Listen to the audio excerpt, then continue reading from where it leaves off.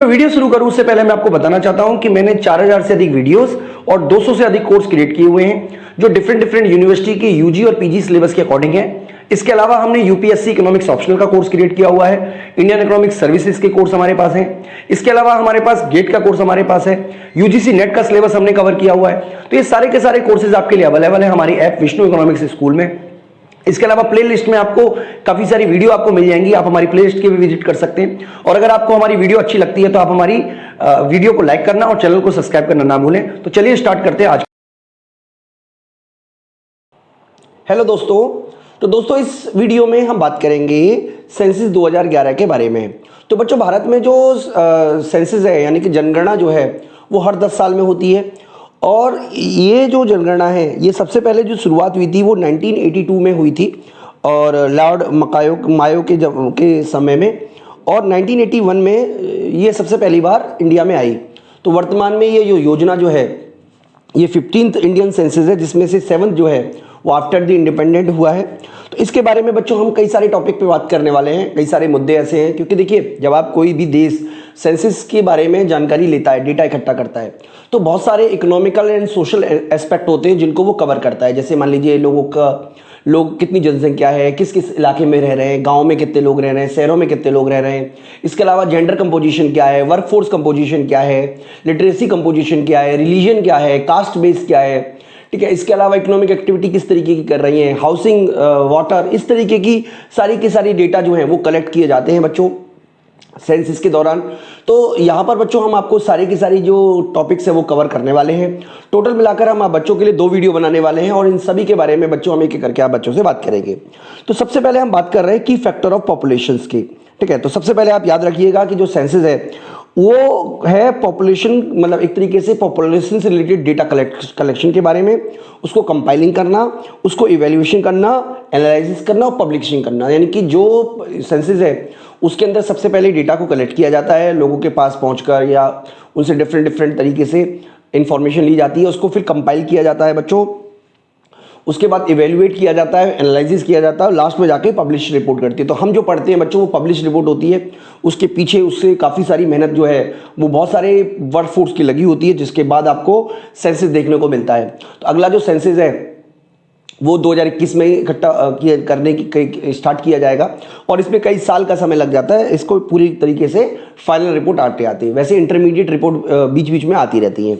इसके अलावा बच्चों मैं आपको ये भी, जैसा कि मैंने आपको बताया था, 1972 में पहली बार लॉर्ड मायो के समय पे सबसे पहली बार पॉपुलेशन स्टडी की बात की गई और पहला जो 1981 में आया था सबसे पहला पॉपुलेशन स्टडी, ठीक है। तो इंडिया में सबसे पहले जो बायोमेट्रिक इंफॉर्मेशन तरीके से जो कलेक्ट करने की बात हुई है वो 2011 में ही हुई सबसे पहले, और ये भी 10 साल में में हर बार होता है, यानी कि 2011 में हुआ, अब 2021 में होने के होगा। तो बच्चों पॉपुलेशन सेंसस के बारे में अगर हम बात करें, कुछ इंपॉर्टेंट फैक्ट्स हैं जो आपको पता होना चाहिए, ठीक है। सबसे पहला तो आपको याद रखना है कि सीएम चंद्रमौली जो हैं, ठीक है, ये रजिस्टर्ड जर्नल हैं of census commission of India 2011 के। इसके अलावा जो बेसिक थीम है वो थीम है हमारा आवर सेंसस आवर फ्यूचर। तो बेसिकली हमारा जो थीम है वो आवर सेंसस आवर फ्यूचर है, क्योंकि सेंसस जो होता है हमारी फ्यूचर में जो डेवलपमेंट पॉलिसीज होती हैं गवर्नमेंट की, वो काफ़ी इंपॉर्टेंट रोल प्ले करती है उन पॉलिसी को बनाने में। 15th इंडिया सेंसस जो है उसको 2 फेजेज में बनाया गया। जो फर्स्ट फेज है वो 1 अप्रैल 2010 से स्टार्ट हुआ। इसके अलावा जो सेकंड फेज है वो 9 अप्रैल से लेकर 28 फरवरी 2011 के बीच चला। पहले फेज में जो है वो हाउसिंग लिस्टिंग की गई और दूसरे फेज में जो है वो पॉपुलेशन से डेटा इकट्ठी करने का काम किया गया। तो बच्चों हम 3 पॉइंट पे हम बात करने वाले हैं इस वीडियो में। सबसे पहला है एडमिनिस्ट्रेटिव यूनिट्स, दूसरा है एरियाज एंड पॉपुलेशन, और तीसरा जो हम बात कर रहे हैं वो जेंडर कंपोजिशन के बारे में आप बच्चों से बात कर रहे हैं। तो सबसे पहले हम अगर बात करें एडमिनिस्ट्रेशन यूनिट्स के बारे में, तो सबसे पहला जो आप इसमें देख सकते हो, there are 28 states, 8 union territory of India. All of these are divided into districts. According to the data, there are 640 districts, 7,933 towns, and 6,40,930 villages. ठीक है। तो इसमें जो थाने डिस्ट्रिक्ट है महाराष्ट्र का, वो सबसे ज़्यादा पॉपुलेटेड डिस्ट्रिक्ट है सबसे ज़्यादा जनसंख्या वहीं पर है। और इसके अलावा अरुणाचल प्रदेश का दिबांग वैली जो डिस्ट्रिक्ट है वहाँ पे सबसे कम पॉपुलेशन है। ठीक है, तो population living in the village are consider as the part of rural population. जो गांव में रहती है उसको रूरल पॉपुलेशन बोला गया। And villages in the rural areas are lowest administrative units and town is urban areas. ठीक है, तो यहाँ पे मैं आपको बच्चों यहाँ पे ये बता देता हूँ। देखिए, आपके लिए ये जानना बहुत ज़रूरी है कि हमारे यहाँ पे रूरल एरिया और अर्बन एरिया किसी को कहा जाता है, क्योंकि रूरल एरिया और अर्बन एरिया का कोई डेफिनेशन हमारे पास में, हालांकि अलग अलग लोगों ने मतलब अलग अलग डेफिनेशन भी है, 2011 की में भी डिफाइन किया गया। तो मैं आपको एक हमने वीडियो बनाई थी, जो हमने बनाई थी अर्बनाइजेशन के ऊपर, जिसमें हमने आपको बताया था कि अर्बनाइजेशन क्या होता है अकॉर्डिंग टू डेफिनेशन। तो एक बार पहले वो वीडियो सुन लेते हैं, उसके बाद हम बात करेंगे एरिया एंड पॉपुलेशन की। तो प्लानिंग कमीशन की जो डेफिनेशन है उसके अकॉर्डिंग मैं आपको बता रहा हूँ। दो तरीके से अर्बन एरिया बनते हैं। पहला तरीका तो ये है कि उसको म्यूनसिपैलिटी या म्यूनसिपल कॉर्पोरेशन या कंटेनमेंट बोर्ड या आपका कह सकते हो टाउन एरिया कमेटी जो है वो नोटिफाइड कर दे, यानी कि इसको आज से हम टाउन मान रहे हैं या सिटी मान रहे हैं या जो भी है अर्बन एरिया मान रहे हैं। इस तरीके का जब गवर्नमेंट नोटिफिकेशन निकाल देती है तो उसको, उस एरिया को आप कहते हो अर्बन एरिया। इसके अलावा बच्चों कुछ ऐसी कंडीशंस भी है जो पूरी होनी चाहिए, जिसके बाद कोई भी एरिया जो है वो अर्बन एरिया में काउंट किया जाता है या गवर्नमेंट उसको अर्बन एरिया डिक्लेयर कर देती है। जैसे कि मान लीजिए पहली कंडीशन ये है कि उस जो भी जगह है उसकी पॉपुलेशन 5000 से ज़्यादा होनी चाहिए। दूसरा कंडीशन ये है कि 75% से ज़्यादा लोग नॉन एग्रीकल्चर एक्टिविटी में इन्वॉल्व होने चाहिए। और डेंसिटी ऑफ पॉपुलेशन जो है वो एटलीस्ट 400 स्क्वायर पर किलोमीटर होनी चाहिए। तो अगर ये कंडीशन फुलफिल होती हैं तो कोई भी एरिया जो है वो अर्बन एरिया में घोषित कर दिया जाएगा बाय दी अथॉरिटीज़। तो बच्चों अगर हम बात करें एरिया एंड पॉपुलेशन की, तो इंडिया में जो जोग्राफिकल एरिया है वो वर्ल्ड का 2.4% है। अगर किलोमीटर की बात करें तो यहाँ पे देखिए 32,27,240 किलोमीटर स्क्वायर किलोमीटर हमारा टोटल जोग्राफिकल एरिया है, जो कि वर्ल्ड का 2.7% है। और हम विश्व के 7th लार्जेस्ट सबसे बड़े देश हैं। टोटल पॉपुलेशन की बात करें तो सेंसस के अकॉर्डिंग 121 करोड़ 5,59,563, ठीक है, ये हमारी पॉपुलेशन रही है, जो कि वर्ल्ड पॉपुलेशन का 17.5% है। इसीलिए कहा जाता है कि भारत जो है, भारत में विश्व का हर 5वां आदमी रहता है। ठीक है, इसके अलावा जो 51% इसमें से मेल हैं, 48% फीमेल्स हैं। और पहली बार ट्रांसजेंडर का भी डेटा इकट्ठा किया गया, जो कि लगभग 4.48 लाख हैं ट्रांसजेंडर। 2001 में जो टोटल पॉपुलेशन है वो 17.64% बढ़ी। उत्तर प्रदेश जो है वो मोस्ट पॉपुलेटेड स्टेट है, जिसमें लगभग 19 करोड़ 92,81,427 लोग रहते हैं। ये 2011 की बच्चों डेटाज हैं, याद रखिएगा आप इसको। सिक्किम जो है वो सबसे कम पॉपुलेटेड वाला देश है। अगर हम बात करें जो आप कह सकते हो यूनियन टेरिटरी है, तो यूनियन टेरिटरी में जो दिल्ली है वो सबसे ज़्यादा पॉपुलेटेड यूनियन टेरिटरी है। इसके अलावा लक्षद्वीप जो है, ठीक है, वो लेस्ट पॉपुलेटेड सिटी है, आपके टेरिटरी है। इसके अलावा बच्चों जो अर्बन पॉपुलेशन है वो है हमारी, आप देख पा रहे होंगे 83 करोड़ से के आसपास, जबकि अलग जो रूरल पॉपुलेशन है वो 37 करोड़ के आसपास है। तो जो डेफिनेशन है वो बड़ा इंपॉर्टेंट रोल प्ले कर रहा है इसमें बच्चों। ठीक है, इसके अलावा जो शेड्यूल कास्ट है वो 16.6% है। शेड्यूल ट्राइबल जो है वो 8.6% है। हम अलग से भी आपको बताएंगे बच्चों इसके बारे में। इसके अलावा डिसेबल्ड पॉपुलेशन जो है वो 2.21% है टोटल पॉपुलेशन की। ठीक है बच्चों, 30.4% जो पॉपुलेशन है वो अंडर एज है, यानी कि 14 ईयर से नीचे का है। तो बच्चों ये सारे के सारे डेटा तो आपको याद करने ही पड़ेंगे अगर आपको एग्जाम की तैयारी कर रहे हैं।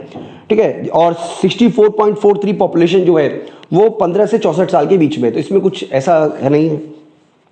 तो बच्चों देखिए यहाँ पे हमने बताया हुआ है आप बच्चों को, अगर आपको दिख रहा होगा कि जो मोस्ट पॉपुलेटेड स्टेट है वो उत्तर प्रदेश है, जिसमें 20 करोड़ लोग से ज़्यादा लोग रह रहे हैं आसपास में।